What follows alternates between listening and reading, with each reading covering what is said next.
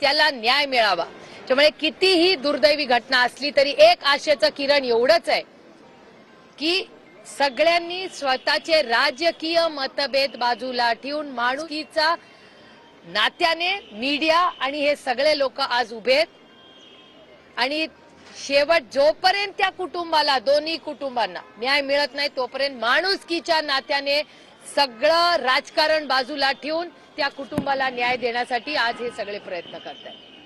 अंजली दमानियाताई असतील त्यांच्याबद्दलही मी तुमच्या चॅनलवर सातत्याने पाहते, त्या तिथे जाऊन राहिल्या, त्यांनी अनेक प्रश्न विचारले। त्यामुळे गेले 30 दिवस सातत्याने हे सगळे माझ्या बरोबर आज बसलेले श्री सुरेश धस असतील, अंजली दमानियाताई असतील, या सगळ्यांनी अनेक प्रश्न विचारलेत।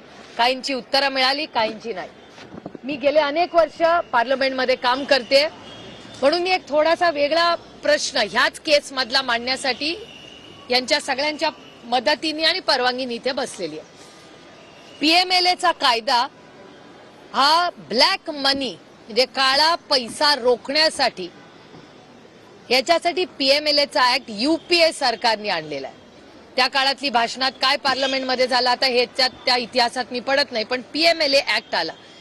पीएमएलए ऍक्ट मध्ये असं लिहिलेलं आहे, हा तो पीएमएलए ऍक्टचा कागद आहे, तुम्हाला सगळ्यांनाच माहिती आहे, त्याच्यात काही नवीन नाही। Offences under Indian penal code 45 of 1860 त्याच्यात नंबर आहे 384 and 389। Offences relating to extortion जे हा पीएमएलएचा शेड्यूल आहे त्याच्यामध्ये एक्सटॉर्शन हे पीएमएलए मध्ये येतं।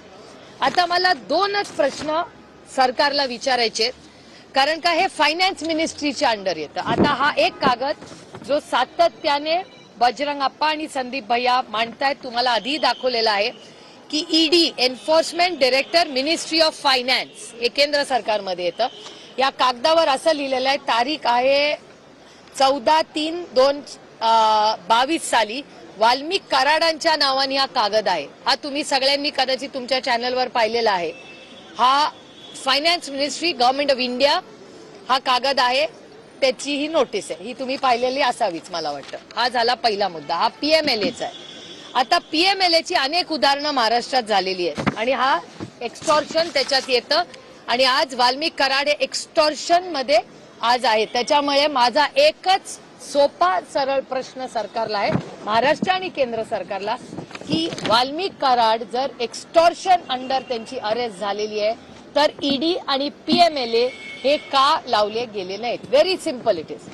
ह्याच्यात अनेक उदाहरणं महाराष्ट्रात गेल्या 4 वर्षात आपण पाहिली। मग अनिल देशमुख असेल, संजय राऊत साहेब असतील, नवाब मलिक असतील, किती तुम्हाला उदाहरणं सांगू ज्याच्यात पीएमएलए मध्ये ज्या पद्धतीने म्हणजे देशमुख साहेब अनिल देशमुख साहेबांची तर केस हिअरसे होती।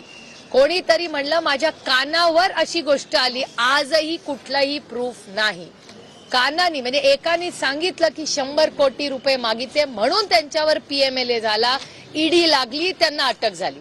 इथे तर आहे हा कागद, इथे आहे त्याच्यामध्ये कंपनीची, आता कंपनीचा कागद हा एफआयआर आहे।